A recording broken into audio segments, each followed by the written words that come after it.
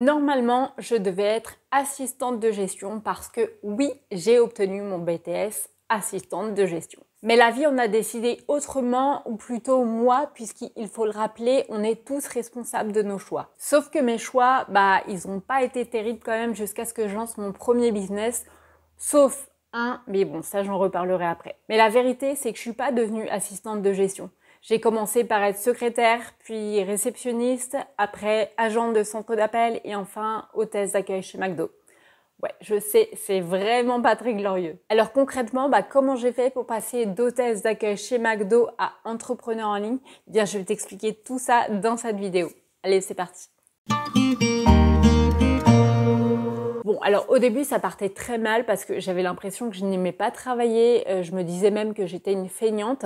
Et dans les débuts, justement, où je travaillais, je me disais, mais c'est ça la vie? Enfin, vraiment, je vais travailler comme ça jusqu'à la retraite, mais c'est pas possible. Et c'est en mars 2017 que le changement a commencé. À l'époque, je travaillais donc chez McDo en tant qu'hôtesse d'accueil et donc je m'occupais de la satisfaction client. Donc je restais dans la salle. Je m'occupais également des anniversaires pour les enfants, des ateliers, de la publicité sur le lieu de vente. Donc je modifiais les affiches régulièrement. Sauf qu'en pratique, et ça s'est accentué au fur et à mesure, c'est que c'était hyper dur de gérer mes émotions parce que je devais gérer en même temps la frustration et le mécontentement de certains clients quand ça allait pas assez vite, par exemple, quand il leur manquait quelque chose dans leur commande. Il y avait également le stress de mes collègues qui devaient faire tout hyper vite. Et moi, je devais garder un calme olympien dans la salle et le sourire en permanence. Et par la suite, je parle même pas des petites tensions qu'il y avait avec mes supérieurs. Et ça, forcément, ça fait qu'à un moment donné, j'en ai eu ras-le-bol. Sauf que le truc, et c'est qu'on est tous pareils, c'est qu'on peut très bien en avoir marre d'un boulot et ne rien faire pour autant parce qu'on se dit, bon, c'est bon, on laisse le temps faire et puis on va attendre les prochaines vacances pour souffler et ça ira mieux après. Et tant qu'il n'y a pas un réel déclic qui nous fait changer, on change rien. Et ce déclic, je l'ai eu quand je suis tombée enceinte pour la première fois de ma fille. Et là, je me suis dit, bon, dans tous les cas, les horaires chez McDo ne sont plus compatibles avec une vie de famille. Faut savoir quand même que je rentrais, j'avais des horaires quand même plutôt cool pour McDo par rapport à mes collègues parce que moi, je finissais mon travail à 20h30 le soir. Donc, je rentrais à la maison à 21h. Mais de toute évidence, je me suis dit, c'est pas possible en fait. Je vais pas avoir un enfant et rentrer juste le temps de lui faire un petit bisou et de lui dire bonne nuit. Et sans compter qu'il y avait également tous les samedis, les jours fériés où je travaillais. Sachant que j'ai pas de famille à proximité pour garder. Mon conjoint ne peut pas non plus parce qu'il a des horaires atypiques également. Et puis le mode de garde, quand c'est comme ça, déjà faut le trouver. Et quand on le trouve, il est extrêmement cher. Donc je me suis dit, je vais pas aller bosser pour le SMIC et payer le double pour la nounou, ça n'a pas de sens. Donc disons qu'il y avait deux aspects. J'avais pas envie de sacrifier ma vie de famille pour un boulot payé au SMIC qui ne me plaisait plus, et puis aussi l'aspect financier et pratique, sur le plan pratique, donc mode de garde et question argent aussi. Donc à 7 mois et demi de grossesse, j'ai arrêté de travailler et mon congé maternité a commencé. Et là, je leur ai dit « Ciao, bye bye, je m'en vais ». Alors donc là, la rupture conventionnelle n'a pas été acceptée. J'ai fait un abandon de poste, sachant qu'à l'époque, l'abandon de poste... on avait le droit au chômage, ce qui n'est plus le cas maintenant, c'est considéré comme une démission. Donc résultat des courses, je me suis retrouvée à 7 mois et demi de grossesse à la maison, en congé mat, ne sachant pas du tout quoi faire de ma vie et ce que j'allais devenir après.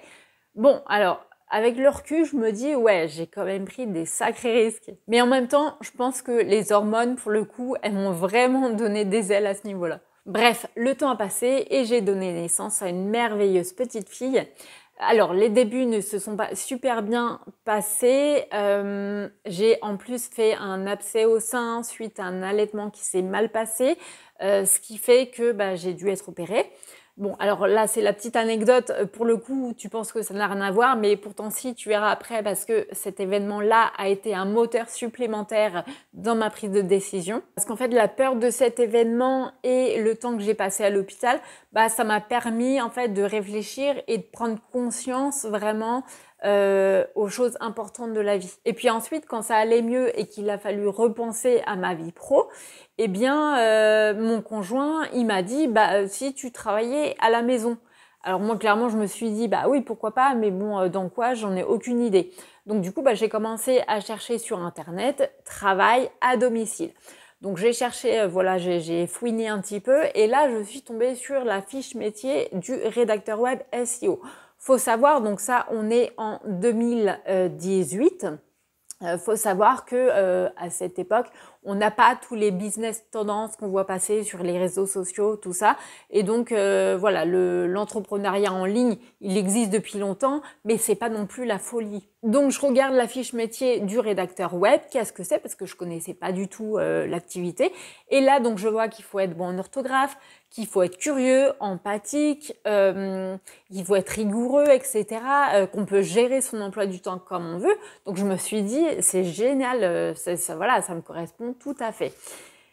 Le truc, c'est que j'avais pas pensé à l'aspect devenir son propre patron.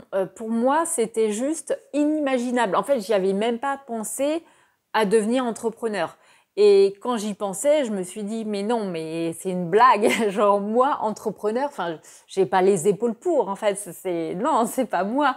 Mais bon, après tout, je me suis dit, ok, j'aime pas ce que je fais, je sais pas ce que je veux faire de ma vie.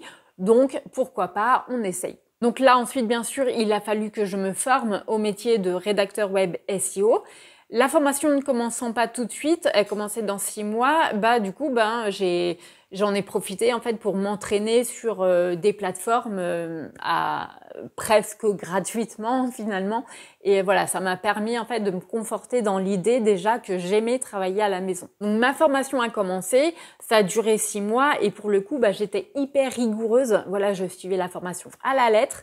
Je travaillais toute la journée puisque déjà j'avais le chômage, ma fille était à la crèche, je la mettais à garder parce que c'était quand même beaucoup plus pratique pour me former. Alors oui, tu vas me dire j'aurais pu éventuellement la garder, il y en a qui le font, maintenant je conseille pas forcément parce que ça demande quand même beaucoup d'investissement, beaucoup d'énergie, le fait de se former et le fait de garder un bébé. Donc voilà, c'est pas concilier vie pro, vie perso, c'est possible, mais ça se fait pas en un claquement de doigts. Je veux dire, pour arriver à un équilibre parfait, enfin, c'est-à-dire celui qui nous correspond, eh bien, avant, il faut quand même faire quelques sacrifices, c'est évident.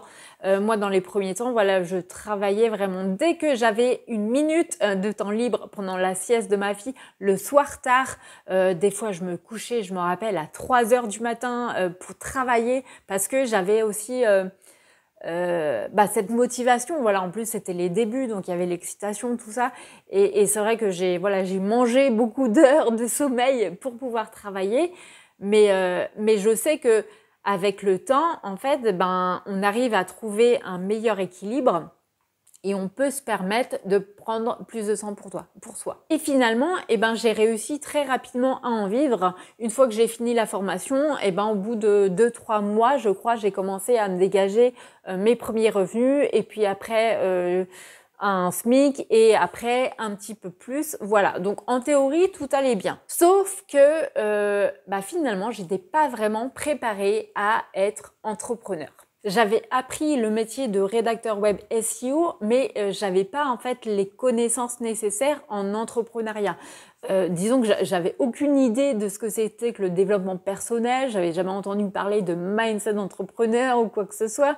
Et finalement, ces qualités, je les avais en moi quand même, mais sauf qu'elles étaient bien cachées, j'en avais pas conscience et surtout j'avais pas conscience de l'importance de l'état d'esprit d'un entrepreneur sur la réussite d'un business. Donc j'aurais très bien pu me dire, ok, j'étais vraiment pas prête à être entrepreneur. Sauf que la réalité, c'est que je m'aperçois que dans toutes les situations, on n'est jamais vraiment prêt. Tu vois, quand on devient maman ou papa, on a l'impression d'être prêt, sauf qu'en fait, quand on a ce petit bout de chou dans les bras et il fait partie en fait de notre vie au quotidien, bah, on se rend compte qu'on n'est pas vraiment prêt, quoi. Donc c'est pour ça que si tu attends d'être prêt à 100%, tu le seras jamais.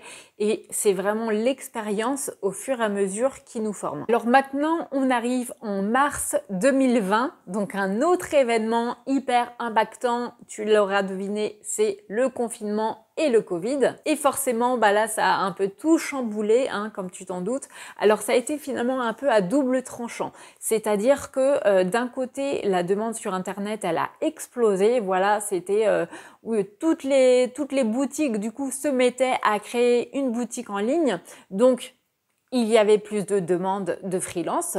D'un autre côté, eh bien, j'avais certains de mes clients qui, eux, étaient directement impactés par la crise sanitaire, notamment par exemple des agences de voyage. Et par contre, bah, eux, ils n'avaient forcément plus de budget à allouer pour un freelance. Et puis en parallèle, bah, un petit peu comme tout le monde d'ailleurs, j'ai eu quand même beaucoup de mal à gérer le travail à la maison et ma fille à la maison en même temps. Et puis en juin 2020, eh bien, je suis tombée enceinte de mon deuxième enfant, un petit garçon. Et je le savais pas en fait au début parce que j'ai fait comme un mini déni de grossesse. Voilà, j'entrais dans le 5e mois. Donc tu vois, pour le coup, tout s'est enchaîné. Donc finalement, en l'espace de 3 ans, eh ben, j'ai eu une reconversion professionnelle dans l'entrepreneuriat, j'ai eu 2 enfants, j'ai eu la crise du Covid, donc autant te dire que bah, ma fatigue, mon énergie et mes revenus surtout, eh ben, ils en ont pris un sacré coup. Bon, alors maintenant, qui dit deuxième enfant dit hormones à nouveau et dit prise de conscience, encore une fois. Et là, effectivement, eh ben, à ce moment-là, j'ai eu envie de passer au niveau supérieur et de me détacher petit à petit du fait d'être freelance, en fait, de devoir répondre aux exigences des clients, parce que j'en parle dans une autre vidéo, d'ailleurs je te mets le lien là ou là, la différence entre freelance et vrai entrepreneur comme j'appelle ça. Donc je te laisse regarder si tu veux. Et c'est vrai que j'avais besoin de plus de liberté en termes de gestion du temps, flexibilité, mais aussi en termes de créativité. Et c'est à partir de ce moment-là où j'ai commencé à envisager de faire un autre business. Donc autant te dire que là encore, j'étais pas du tout préparée à tout ce qui allait m'arriver. Voilà, il m'est arrivé plein de trucs. Je t'en parlerai dans une prochaine vidéo. Et puis, ben, moi, en attendant, ben, je te remercie d'avoir écouté tout mon parcours et je te souhaite une très bonne journée, soirée et je te dis à bientôt. Ciao!